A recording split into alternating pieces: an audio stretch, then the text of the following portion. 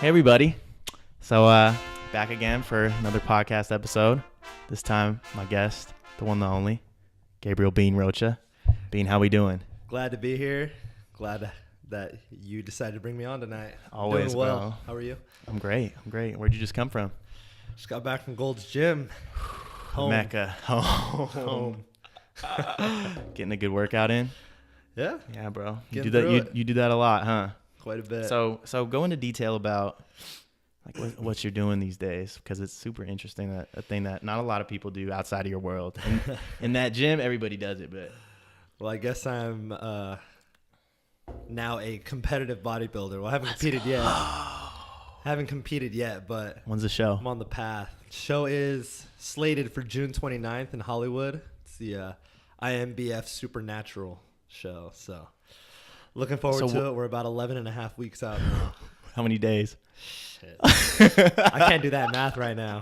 I haven't had enough carbs. So, okay. So like go into detail about what exactly that is, because you just mentioned like what was that word? What's the competition called? Hollywood Supernatural. Hollywood Supernatural. What does that mean?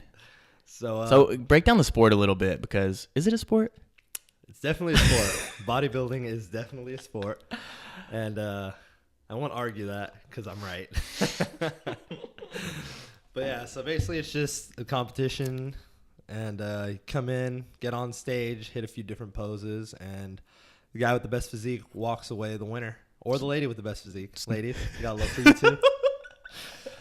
But how do they judge that? Yeah. So a few different things. It's basically based on the overall package. So overall muscularity, so the shape of your muscles, symmetry, so being able to have a balanced physique right down the middle. Everything is nice and even.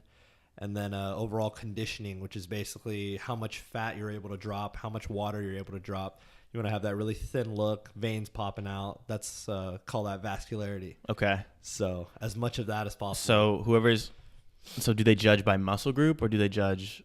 Like I just don't really I'm like not in that world, but like I have a foot in it, and I still don't really get it. Like they all low key look the same to me up there. So it's not necessarily done by muscle group. It's based on just your overall package you bring to the stage, how the muscle groups interact with each other. So being able to tell your proportions, so how big, say, your calves are to your quads, or how big your arms are compared to your chest, or how wide your back is compared to how thick it is, or that kind of stuff. So you kind of want everything to have good proportions where one thing isn't overpowering something else too much, or else you actually get docked points for that. So you can have an amazing chest, but if you've got terrible arms, that takes away from your overall package. So you're kind of fucked if it's like, yeah.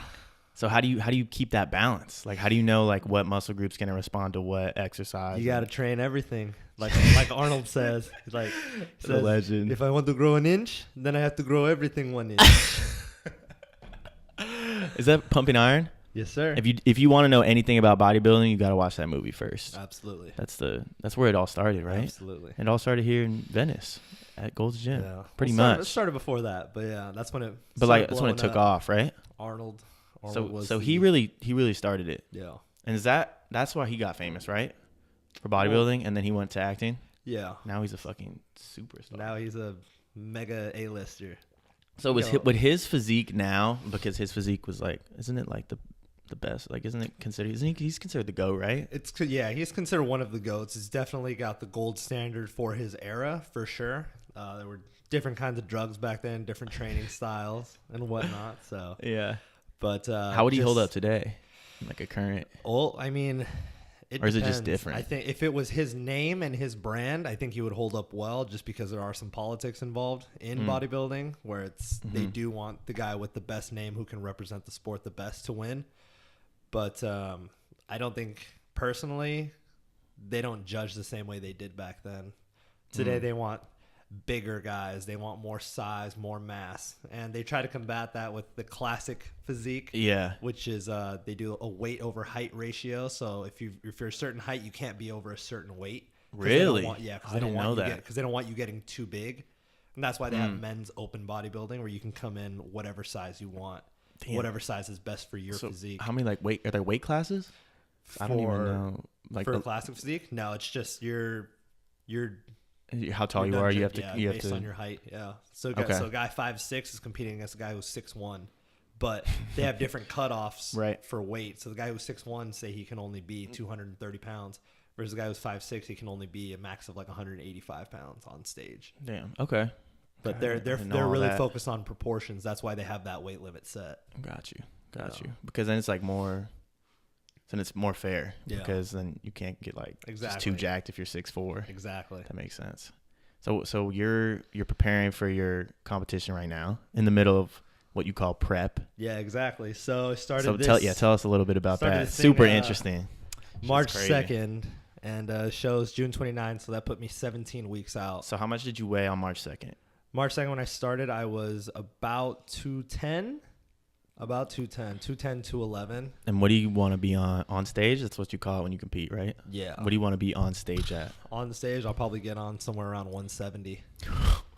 So, yeah, 17 weeks, 40 That's pounds. light, bro. Yeah. Holy shit. Yeah. Well, I'm waking up at 194 already. Damn. So just kind of take us through like what you're doing for this prep. So, like the ins and outs of it, because it's a commitment. Yeah, so diet's extremely strict. It's whatever my coach says, that's all I eat. You want to plug your coach? Yeah, Douglas Frucci on Instagram. But great coach, great guy, love him to death. So how'd you find him? And found him at Gold's. I mean, he's one of the biggest dudes in there. He's got a lot of knowledge. I've seen him trains like an absolute savage. Mm-hmm. Well loved by most of the people there.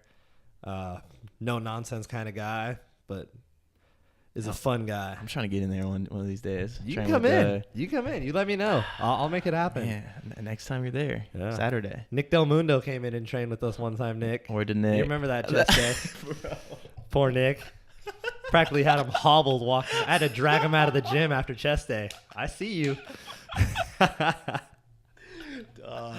Oh my God. Okay, so just take us through like what you're doing for prep. Like, what does he have you doing?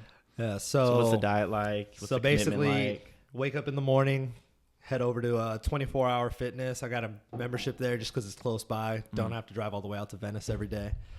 Head in there, do abs, do 35 minutes of cardio, do some calves, and then after that, call it a morning. Usually I work either mornings or I'll work afternoons. What are you doing at Fish Bar restaurant? Yeah, working at a restaurant. So you're saying work, you mean like actually job. So I'll get in there, get in the gym in the morning, then I'll head over to Fish Bar if I'm working a morning shift. Mm-hmm.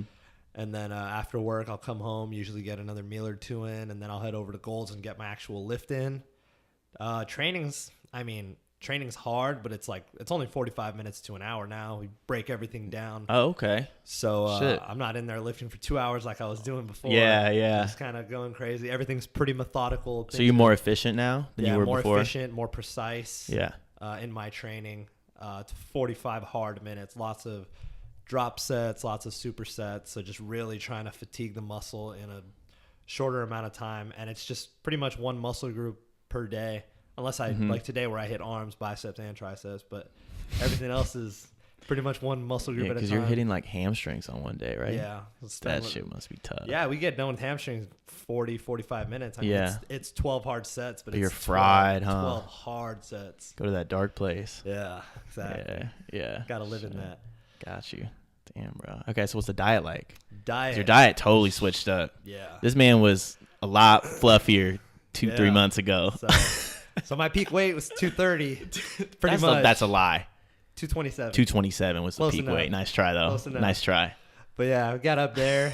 Basically went from eating literally whatever I wanted, whenever I wanted, living an absolutely gluttonous lifestyle. Just trying to force anything I could get into my mouth. Try to be as big as possible. And then prep started up. Well, I started cutting for about a month and a half before I started prep. Mm-hmm. So I got a little bit stricter. And cutting is, for the people who don't know. Yeah, so cutting is just basically just trying to slim down, be cleaner on the diet, incorporate some more cardio into the training, and just really trying to burn off as much fat as possible and keeping up as much muscle as possible, which is hard to do. But is that even possible? Burning fat and keeping muscle? Yeah. Good diet, hard training. But that's crazy. But yeah. So now your meals are scheduled, like it's on a super strict regimen, right? Yeah. So now the meals they were pretty much just like egg whites, eggs, protein powder, chicken, ground beef, mixed greens, olive oil, avocado, white rice, potatoes. That pretty much it. Terrible. And then I just drown it in hot sauce. 0 calorie hot sauce. Or the sriracha, huh? 0 calorie hot sauce. Is that sriracha? Is that Sriracha, fucking pico pica, that taco sauce. You saw it. Pulled out of my lunchbox down there. That's that goat. Oh, you're so funny. But yeah. So what drives you to do this? Like, because it's a very interesting, like, I know you're in it, but it's like a very interesting passion to have, you know? Yeah, well, it's like definitely. I mean, it's great that you're doing it. I feed off it, you know? Yeah. But like, just how'd you get, like, what drives you to do it? How'd you get into it? Man, well, I mean, there's a lot of different things that motivate me to do it. I mean, I got into weightlifting because of girls, honestly. Back in high school, I'll be real. You'd be a liar if you didn't say that. Yeah, started off with girls, but that was just kind of going to the gym and just playing some football out on the high school team. Yeah, and just trying to get chicks. Honestly, that was back when you were smacking 2 double-doubles post game, huh? Oh, every game. 2 double-doubles, animal fries, and a shake every game. Okay, but like now I feel like you've evolved more to a point where it's for yourself and like just because you love it. Not for chicks. I'm sure that maybe in the back. That's just a bonus now. That's just an added bonus. But no, I mean, it's something that I feel is at least purposeful in my life. It's not for everybody, definitely. Yeah. Like the kind of discipline that you need to have and dedication that you need. I feel like most people don't have it for that. Right. But I mean, I feel like most people definitely have the kind of dedication towards something else and being able to throw themselves into that. Do you think so? I think you do. People I meet that just don't. Yeah, I mean, I do too. Yeah. But I mean, I also feel like it's those people that just haven't found their niche yet. True. That's a good way to look at it. I mean, that's a really good way to look at it. I mean, because I know guys that they go in the gym and they're not really trying too hard, but then I mean, you look at them outside the gym and say they love video games. They can play video games for hours. And but if they're in the gym, that's developer or something. That's like a but I mean, because a lot of people don't even do that. But a lot of people also see the gym as more of a form of self-preservation rather than as a way to really evolve as a person. What do you mean? What do you mean by that? More just exercise, just kind of stay healthy. Because, I mean, like bodybuilders, you're not doing it for the health purposes. I know I'm not doing exercise for health purposes. I mean, if I was, I would be doing, say, things like I'd be going out and running out on the beach. Like, that's probably a little bit healthier per se. Yeah. Rather than going in there and trying to throw around heavy weight and this and that. So. Yeah. But, I don't know. What drives me, I kind of. Yeah, because you're so dedicated right now, bro. Like, it's insane. Yeah, I just like he comes wherever he has his Tupperware in hand and his protein shake. Show him that shake. That thing comes right everywhere. Got the gallon of water. Got all my meals packed. That thing, look at that lunchbox comes everywhere. He's a pack mule these days. But I don't know.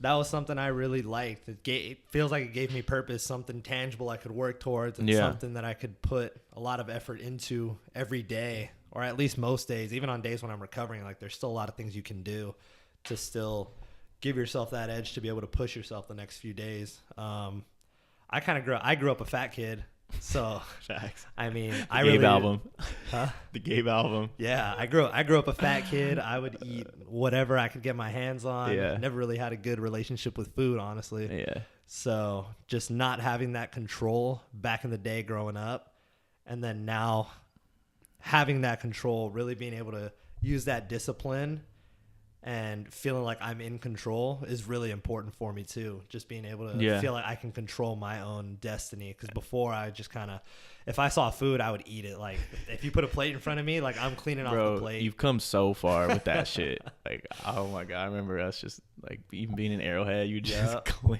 PJ Murphy making all that food. You would clean that plate. PJ. You would clean that fucking plate, bro. Yeah. But yeah, bro, you come so far and it's like, it rubs off on me too, you know, like when you see that kind of dedication, like glad to hear that. It's like that's why I'm still trying to do this shit, you know, like I don't know if it's gonna go anywhere, but I don't know, I'm having fun with it and I love doing it. Good. And so yeah, bro, so thank you.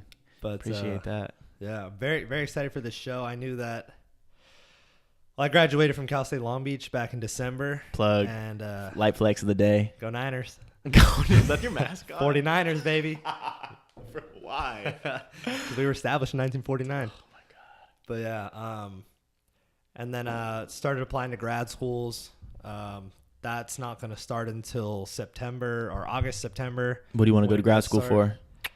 Well, I want to go for sports psychology, but I knew that if I wasn't to go to grad school, I am going to go to grad school hopefully, but it wouldn't be starting until August. So I knew I was going to have time from December to August where I wasn't going to be really doing much. You didn't want to just be fucking off. And I didn't want to really just be fucking off doing nothing. So I was like, and I've been wanting to do this bodybuilding show for a long time now. Just never really felt like I had the right time to do it. Yeah. So just now having all this free time and being able to throw myself into that way I don't get bored. Because I need something to stimulate myself or I'll just go crazy. Right, definitely. Yeah. Or you could get into some bad shit. Exactly. Yeah, man, you've been crazy dedicated. You know, it's great to see. It's great to see. So the show is, when was it? June 29th. June 29th. Hollywood. Please come out and support. June 29th in Hollywood. So like, how many people are competing in that? Like, what's that event like? Like, I don't even know. I'm so excited, bro. Well, I don't know how many people are competing in it yet. I'm showing out. I'm showing the fuck out. But hopefully a good amount of people. I want to be up there with as many other dedicated athletes as possible and really just see what I can do. So is your goal to win that, or is it to just be the best that, like, bring the best body that you can bring? Because that's kind of tough. Like, because a big part of correct me if I'm wrong, a big part of bodybuilding is genetics. Right. Like low calf insertions. Yeah, exactly. So you can't really compete against that in a certain, you know, it's like, what's your goal for that? So obviously winning would be nice. That would be the ultimate goal, obviously. But more than anything else was just really making sure I'm dialed in for 17 weeks, bringing the absolute best package that I could, leaving no stone unturned with my training, my nutrition, my rest, that kind of stuff, my coaching, my posing. So, I mean, whether I win or lose is kind of irrelevant to me. Right. I'm more so looking at how I'm going to evolve in these 17 weeks as a man, just finding that level of discipline within myself, because I've never dedicated myself to something as much as I'm dedicating myself to this. So really crazy with this prep. Really finding that struggle. And I've struggled a bit so far, but it hasn't been unbearable yet. Yeah. I know that when another 6 weeks rolls around and I'm 5 weeks out and I've been starved and I've been training and doing my hour and a half of cardio every day and still working, and that's when things are going to get hard. You're going to be really depleted. You're going to be dehydrated. You're going to be really hungry all the time. Probably going to get cranky. So I really want to test myself in that realm and just see how I handle it more so than anything else, and see what kind of lessons I can pull out of that. Because I know that there's going to be a lot harder things coming. Like with grad school, I feel like I'll be able to use the lessons that I learn now during this prep, the discipline kind of stuff, and then apply that later on in life. Say I'm sitting there studying for an exam and I got to crank out 4 hours of studying. I don't like to do that. Nobody likes to do that. But having that discipline from the prep, I can look back on that and say, well, look, you did this for 17 weeks. You didn't skip a meal. You didn't skip cardio. You didn't skip abs. Didn't skip posing. You didn't skip anything. You did it all, no matter how hard it got. Right. Like, you can sit here for 4 hours and get it done. So I'm really looking forward to that, just seeing how I handle the adversity, because this is really the only real adversity I'm really putting myself under, choosing to put myself under. And that's so good, bro, because you're 23. Yeah. Like, to be able to do that at 23 years old is like some people never have that. And then, like, choosing to put yourself through that. Yeah. And that's going to help you so much in every area of your life. Because, like, I really believe how you do one thing's how you do everything, you know? And, like, you can really feed off that, like you said, like, take it to other areas. Exactly. So just bro, trying to grow as much as I can in these 17 weeks, learn as much about myself as possible, and then hopefully apply it to the next show, and then the next show, and the next show. Oh, so you're okay. So you're gonna, like, what's the end goal for the sport for you? For the sport, I'm not sure. Would you ever coach? I feel like you'd be a great coach. Well, I mean, that's the goal. I do want to be a coach for a sports psychologist. Okay, in the future. Definitely want to get my PhD, become a sports psychologist, and help athletes in the mental realm. But where did that start? Like, what? Because I mean, I know this answer, but like, you've known you want to do this for a long ass time. Yeah. So to me, that's so cool. So this actually started for me junior year of high school, I took a psychology course. I had no, by the way, I had no clue what I wanted to do when I was in high school. I started getting anxious. Junior year rolls around. You're like, man, I don't know what I want to go to school for. College apps are coming out. Like, you're hearing about all your friends, all your upper class friends, like going to college. Right. And they're getting their degrees and whatnot. And by this point, I had no idea what I wanted to do. Took a psychology course just because I needed another elective. And really, really fell in love with it. I had no idea what psychology was then, honestly. But shout out Mr. Pagnucco, El Segundo High School. But he was really instrumental in that. He was a great teacher, a great mentor. But yeah, junior year was when I realized, I was like, okay, well, I want to go into the field of psychology. And then there was a book I read. I actually just finished reading it again today. It's called Relentless by Dr. Tim S. Grover. He was Kobe Bryant, Michael Jordan, Dwayne Wade's psychologist, among a lot of other athletes. He was their trainer too, right? Yeah, he trained them, exactly. I read that too. What's that quote that Jordan said? Like, I don't pay you to train me. I pay you not to train anybody else. Exactly. That thing's crazy. It's in the book too. Yeah. And so what did he, like, how did he get those clients? Because he hustled, didn't he? So he had no business doing that. He did not have a client, Dr. Tim Grover. He did not have a single client. And he went to the Chicago Bulls and he was just like, I want to train Michael Jordan. And Michael Jordan took a chance on him. Because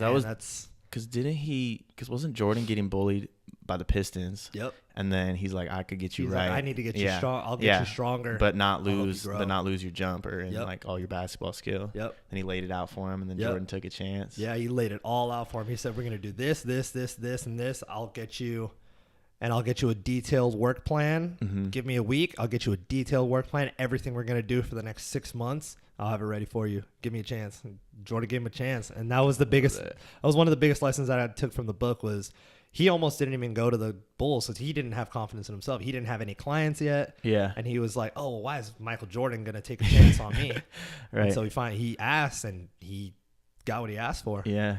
So yeah, exactly, bro. It's a huge lesson. So yeah, so I actually read that book junior year of high school, going into my senior year. So my junior year of high school, I played football. I started like half the games, wasn't really a solidified like starter yet. And then going into my senior year, I got hurt at the very end of my junior year. Our last game, we actually lost in the playoffs. And the second round of the playoffs, somebody rolled over my ankle, tore a couple tendons in my ankle, and sprained it. So I was done for the season, and our season ended. And going into my senior year, I knew I was like, all right, well, we got to lay it all out on the line here. Like, I want to win a championship. I was like, I won't settle for anything less than a championship. And ended up rehabbing as fast as I could. I was in the gym after every practice, running sprints, working on technique, put on 40 pounds between my junior year and my senior year. Which is a good thing. Yeah, which is a good thing for my football, position. But just I realized how much reading that book changed my mindset and the way that I was approaching the work that was needed to become better. So I went from junior year, nothing, pretty much like fighting for a starting spot, to senior year. Now I'm unanimous captain of the football team. I'm all league player, all conference, all area, all that stuff. And that paper's still in your room, huh? Yeah. All conference, baby. Yeah. And really helped to, I think I did a good job of helping to lead the team to the championship game. We lost, got blown out. Nord. But it was a good experience. For that one. Yeah, that was fun as fuck though. But I noticed that like my whole mindset changed just going into senior year. I was just from reading that book. Like I worked like a crazy man. I feel like I'm still kind of chasing that like level of dedication, and I finally found it again. Definitely. That heat, like that passion right here in the pit of your stomach, where you wake up every day and you're just like, hell yeah, like I get to go do this. Like, this is going to be so much fun. I can't wait to go put in the work.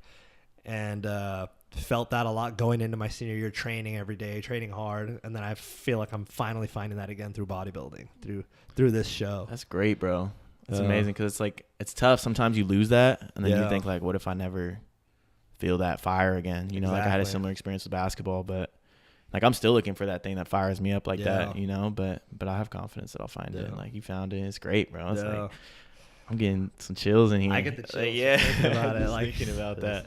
Yeah. But yeah. So like, what part of like the sports side, like what drives you to that so much? Like what you want to be helping, like athletes or teams, or what's your like ideal life type? Ideal? Yeah. Like I want to eventually work up to the point where I'm just working with elite athletes. Like one-on-one. I want to work with people who are viewed in the sports world as just straight assassins, killers, and just make them deadlier in their preparation, in the way that they play, and their mentality. Guys like Tom Brady, Michael Jordan, Kobe, Michael Phelps, like those kinds of guys, their mentalities and the way that they approach life and sport is just so far removed from some of the guys that they compete against, even at the same level. It's like those are the guys that are willing to literally put it all on the line. Right. They're willing to bust their ass every single day, do the extra stuff that nobody wants to do. And I've always wanted to know what drives those guys, because it's not most normal people aren't going to do all that extra stuff. But that's what I realized too growing up. Like when I was playing basketball, like I thought every basketball player loved to play basketball.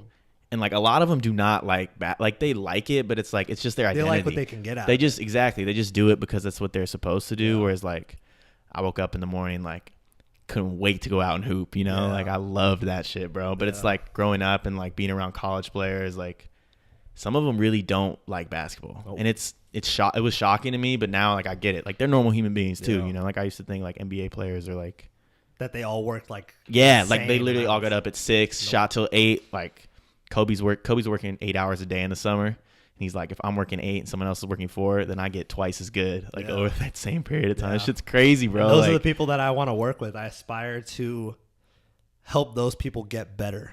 Yeah, from a mental part. I mean, obviously, getting physically better is important too, but it's just having that kind of mentality is just. I feel like that's just what separates the good from the great. Yeah, good players. Yeah. No, I totally. So I want to help them. Good, man. But yeah, like I don't know, that shit's like I just used to think all professional athletes had that, and like some of them are just born with skill. Like that's just the truth of it, you know. And it's like I was shocked when I learned that, but it's like, but that helps me in my life too when I like think about even the business world, you know, like you just gotta want it and go for it. You gotta be cutthroat. Yeah, like not like out of ethics cutthroat, right? You know, like just competitive cutthroat. Yeah, definitely, like just going for what you want and leaving it all out there, bro. Like sport, I don't know. Sports are just a great analogy for life. Like, I don't know, I love MMA. Like that shit. Like just seeing two dudes in there trying to knock each other out is different. Like that's a whole different spirit, you know. Like, so just that kind of stuff. Like I don't know. It's just crazy. And I just love, and touching on that, I just love seeing the nuances and like competitors. Just I don't know. Just even like face-offs in MMA. When it's like you see the two guys and you just see how much different they are when they're up there. Exactly. And like you can try to make estimates about, who's going to win, who's showing what. One guy's up there screaming, the other guy's sitting there calm, cool, and collected. And you're just like, is he calm and cool because he's nervous, or is he calm and cool because he knows he's confident? Yeah, exactly. The other guy's screaming, is he compensating, or is he genuinely like that? Is he really just a crazy ass dude? I know. So it's like, I love that. I just love that whole aspect of it. And then finding what makes them tick. Because not everyone responds to the same kind of thing. Like some guys, like especially like in the weight room when you're at the gym, like some guys, they like to be nice and quiet when they train. Yeah. Other guys, they're in there grunting and screaming. Other guys, they like guys smacking them on the back. Which one are you? I like guys screaming. I'm in there screaming and grunting. I'm working hard. Big facts, bro. Big facts. It's fun though, and I like that I can do that at a place like Gold's Gym, because I feel like I can't do that at like a 24-hour fitness or like a You'll get some looks. But Gold's, you kind of get looks if you don't do that. Yeah. It's like if you're not in there and your face is in red and your eyes aren't popping out of your head, it's like people are just like, why are you here? Yeah. So I have another question, like a tangent from that. Like what's like the steroid culture like in there? Because like I feel like there's this crazy stigma still, like like about this, like steroids, like if you take steroids you're gonna die when you're like 40 or some shit, and like I don't know, I feel like that's a stigma that needs to be not squashed but like just lessened. Because like look at Arnold still looks good, and he's what, 70 in his 70s, and he was pumping everything in his body, bro. yeah, I don't know. Like, I know you're. Yeah. Well, from a personal perspective, I'm for the use of performance enhancing drugs. I think that as long as you're knowledgeable enough and you know the consequences, you've really researched. But I feel like that's the thing. Like, a lot of people don't. No, because a lot of people just want the quick fix. Right. A lot of people are just like, oh, well, it's September right now. If I take drugs for 4 months, then I'll be ripped by summer, and I'll be good to go to all the music festivals, and I can take my shirt off. It's like, at that point, it's like you're not using it for any good purpose. No, and you're probably not very knowledgeable on it, because if you want the shortcut, you're probably going to shortcut the research that it really takes to be knowledgeable on those drugs. That's true, though. Yeah, that's 100% true. I agree, but I think that if you're knowledgeable and you're at a pretty good age, I feel like 25-ish, right around in that ballpark, 23, 25, 27, and I mean, you've got everything locked in. You've had everything locked in your training. You can keep a steady diet. You can keep a steady training regimen. Good recovery, and your life isn't like too crazy, then by all means you should go ahead if you feel like that's the next step for you. Yeah. In Gold's Gym, it's pretty obvious like who's using drugs and who's not. Like there's some absolute freaks in there. Yeah. And like you see those guys and you're just like, well, at least I see those guys and I'm just like, fuck, man, that guy looks phenomenal. One of my buddies just actually won the overall for a show on Saturday. He won an entire bodybuilding. Really? Yeah. He looked fucking phenomenal. Huh? Who was it? I can't out him like that. What do you mean? I can't out him like that. My bad. That's out of pocket. But yeah, he looked phenomenal. I mean, he's in his 30s. He's been in the gym. He had a great physique before he started using any drugs. I've known him for a while now. Got it. But yeah, I mean, he took off and he won the show. And damn, that's crazy. So everyone at that level is on some shit. Yeah, I mean, to be competitive at shows like the show that he was at. Yeah, it's like you need to be. It. Yeah. But the show you're at is natty, right? Yeah, the show meaning I'm natural. Yeah, natural. No drugs, no PEDs. Drugs allowed. Yeah, no drugs allowed. No God, what's the word? The drugs that flush out your liquid. Why can't I remember the name right now? This is some shit you gotta know, bro. Oh man, but yeah. So yeah, no drugs. You drug tested and you get lie detector tested too. Ooh. Yeah.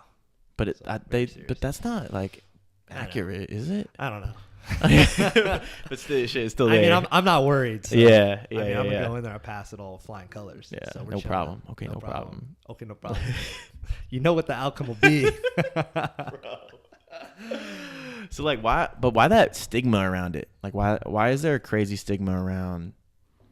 Because how harmful is it actually to your body? This is something I don't really know. I mean, it can be very harmful. If you're abusing it and you don't know what you're doing, you can throw certain things out of whack. Hormones are not something that you should be taking lightly. Yeah. I mean, just something as simple as just taking testosterone alone. Mm-hmm. If you don't have your other things dialed in, the other drugs that you need to take to manage things like estrogen and whatnot. So take me through like a proper testosterone cycle. I shouldn't be putting this information out there. Bro, I'm gonna need this when I'm like 50. But I mean, you do your research. Come on, bro, please. It doesn't take much. It doesn't take much. So you're not taking us through a proper T cycle. I mean, keeping a aromatizing inhibitor on hand in case now your estrogen now you're using levels, big words. Yeah. Explain like I'm 5. Explain it like you're 5. So when you're taking testosterone, your body stops producing its own natural testosterone. Okay, this is good. Yes, so I'm following this. Your testosterone levels go from here to here, but your body shuts down your own testosterone production. Okay, quick question. So when you get older, you lose your body produces less testosterone, right? As you get older, your body produces its own natural testosterone in smaller amounts. Uh-huh. So when you're taking testosterone levels are going to go from here, and you're injecting it, so your levels are going to go up here. Well, your estrogen levels, they work in concert with your testosterone levels. So when your testosterone levels are up here, your estrogen levels are going to rise up with it. Okay. So things that can happen along with that are, I mean, you can get guys that get like mood swings. You can get guys they'll start getting like puffy nipples because their estrogen rises up. They'll start lactating. Titties. Yeah, they get some titties on them. That's called gynecomastia. But yeah, I mean, you can really fuck your shit up. So you got to keep other stuff on hand. But so how do you do it properly then? Well, I mean, you gotta learn how to dial it in. It's like, what does that mean? So basically, you're gonna. I'm really trying to dig here. Huh? I'm really trying to dig for these answers here. What you're gonna do is, I mean, you're gonna start with a certain level of testosterone that you're gonna take every week. So say you take testosterone and anthate, which is kind of a shorter ester. I mean, you're gonna inject it twice a week. So you start off at 250 milligrams, and which is not like a super high level, but it's definitely gonna put you above your natural levels. Start with that, and then a few weeks into that, you'll start noticing that your estrogen levels start rising up because they match. Exactly, the estrogen level will start to climb to match the testosterone. And so what you'll do is you'll wait a couple weeks, and then you'll take your aromatizing inhibitor, which is when you're aromatizing is basically saying it's like when your like boobs start like growing. So when your aromatizing inhibitor, explain like on 5, is basically to keep your estrogen levels down. In check. Yeah, okay. It keeps them in check right around that certain level. Wait, so as your testosterone rises, you want ideally you want your estrogen levels to stay the same. Yeah. Or like maybe raise a little bit, not too low. If they get too low, you can start getting other negative sides too. So that's why you got to find that good balance. Too high estrogen is bad. Too low of estrogen is bad too.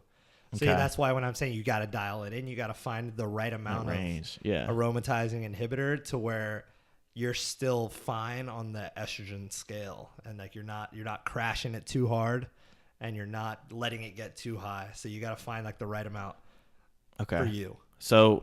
Sorry, I should have asked this before, but what is that higher testosterone? What benefits does that give you? Oh, I mean, it allows you to recover a lot faster. It keeps you anabolic. So basically, what does that mean? So there's anabolic and catabolic. Anabolic is building muscle. Catabolic is muscle wasting. So when you're a natural guy, you're going to be more prone to being catabolic. Your muscle's going to waste more. Catabolic is wasting. Yeah. Anabolic is growing. Yeah, the muscles are going to recover faster from the stress that you put them under. Basically, working out is just your muscles adapting to the stress that you put them under. Okay. So basically, the more steroids you take, the more testosterone you take, whatever steroids you're using, you're going to notice that your body is going to be able to adapt to that stress better. The adaptation is the muscle is growing. Okay. So you'll be able to have a higher workload, which will allow your muscles to higher workload, meaning you'll be able to do more work. Like you'll have more energy. You'll have So you'll be able to use more weight. You'll be able to use more weight for more reps, and then on top of that, you'll also be able to recover a lot faster, so that you can do more weight for more reps more often. So instead of hitting chest once a week, you can probably hit chest hard twice a week, or hit legs hard twice a week, which is why those guys, they grow so much more, because A, their body is adapting better to the stress, and B, they're able to work a lot harder for a lot longer and more times. Okay.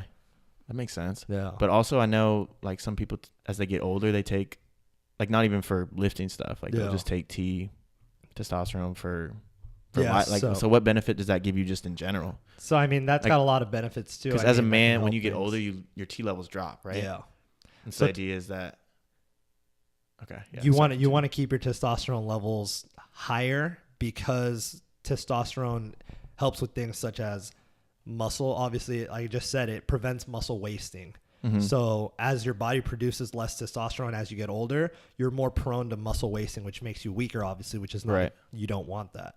So what you'll do is you don't have to, obviously, but when you do take testosterone replacement, they're not giving you a very high dose. Like, you're not going to turn into like some pro bodybuilder off of testosterone replacement. You're just going to they're going to put you at a level where you're still high enough where it's kind of like keeping you young. It's more anti-aging than it really is like you're taking it like as steroids to grow. Right. So some of the benefits of that include increased bone density, prevention of muscle wasting, which is really important, especially at an old age. Yeah. Because I mean, if your legs start giving out when you're, say, in your 60s or you're like your 70s or even in your 50s, say you got a bad back and you haven't been walking much, well, you'll be able to have hopefully stronger legs, which you'll be able to keep balance. Right. So you won't fall over as easily. So it can prevent stuff like that. Okay.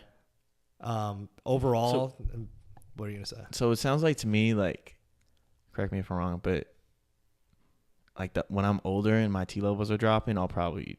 So it sounds like there's a lot of benefits and not. Yeah. Like the cost benefit to me, at least from what you're saying, sounds like a pretty.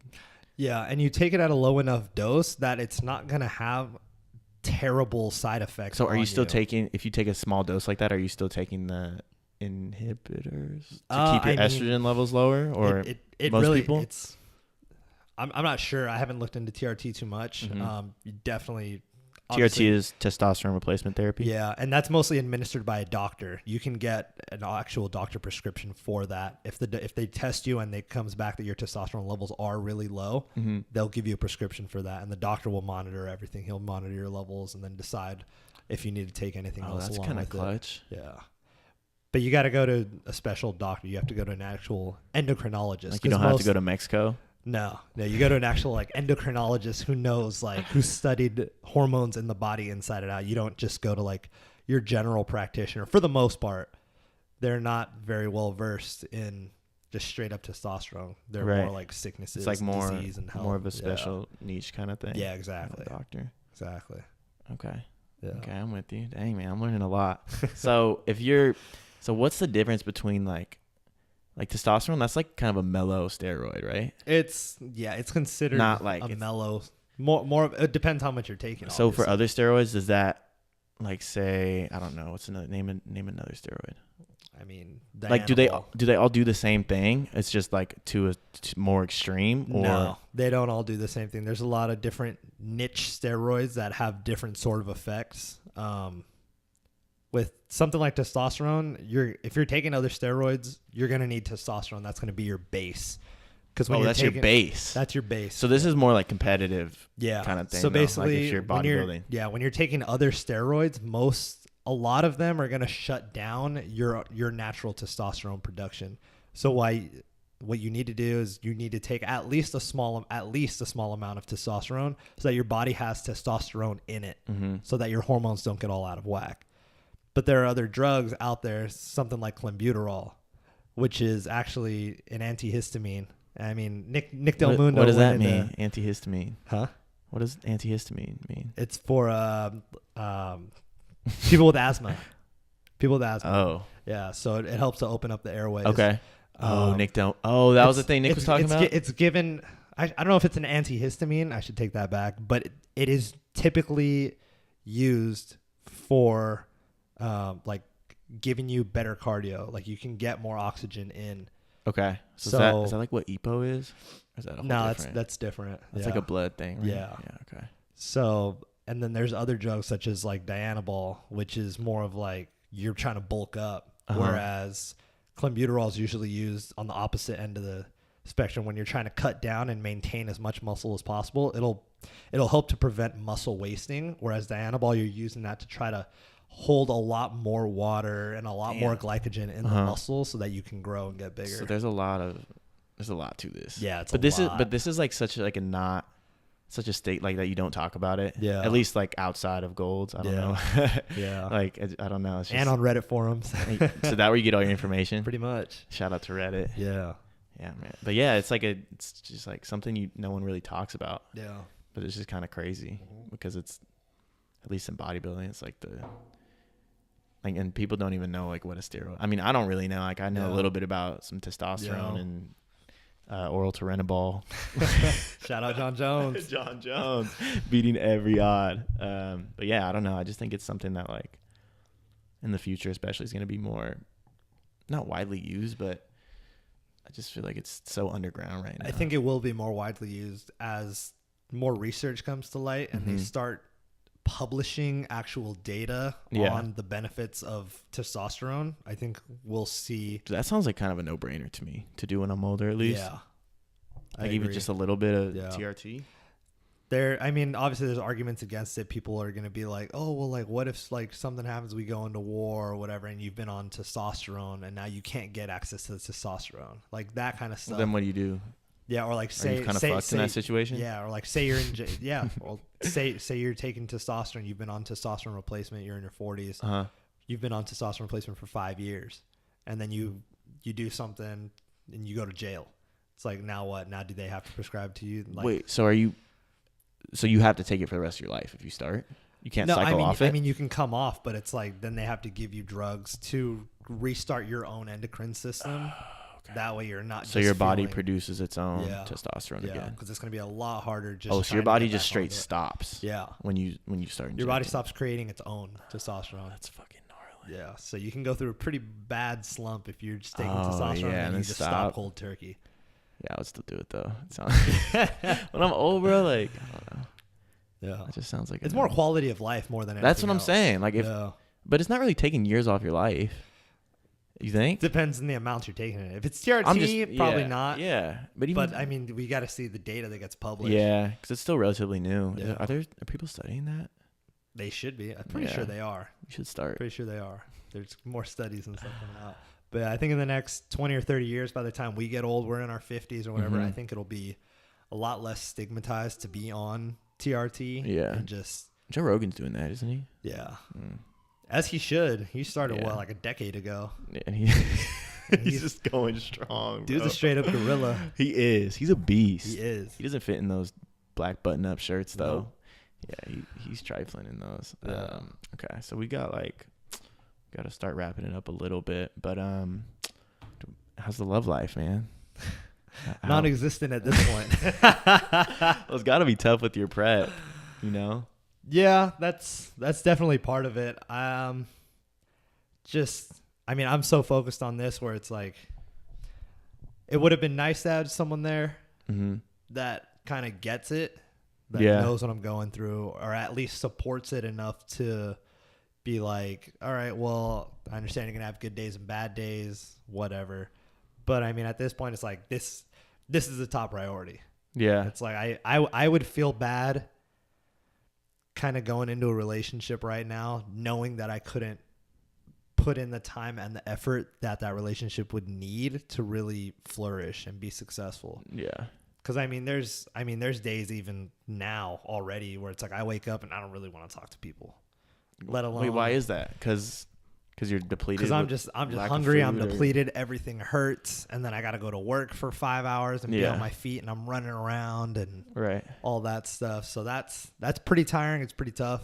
But I mean, it is what it is. Shows, man. Yeah, the ladies will be there. The ladies will be there. They'll start coming out the woodworks after you win this show. Hopefully not.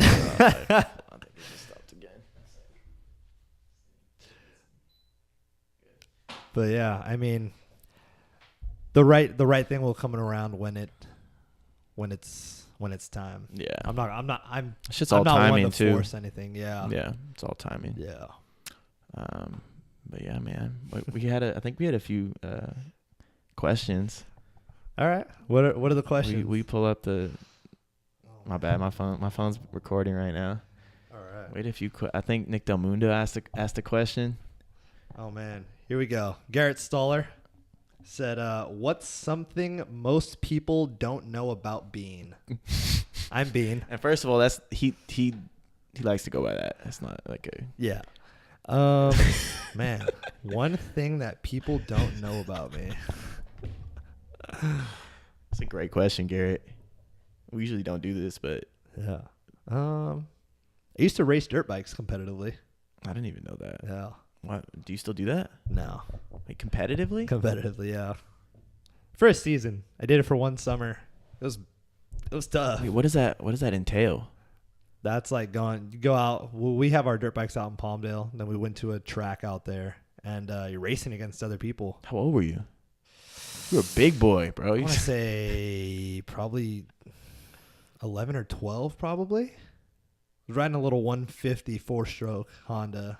It was a good little race bike, bro, dude. I did not know this about you. Yeah. Okay, Garrett, great question, man. Yeah. Shit. And then there's one more, right? Yeah, we got another one. And then Nick Del Mundo. How did he deal with living with his parents during his whole college career? That's ruthless, dog. Masturbating furiously. Oh my god. Okay. A lot, all the time. Okay, on that note, thanks for coming in, man. I appreciate it. Thank you for having me. I learned a lot. I think, yeah, man. Appreciate you. Love to be on another time. Oh, you'll be on multiple times. Don't worry about that. All right, bro. Good Thanks night, for coming. y'all. I love you.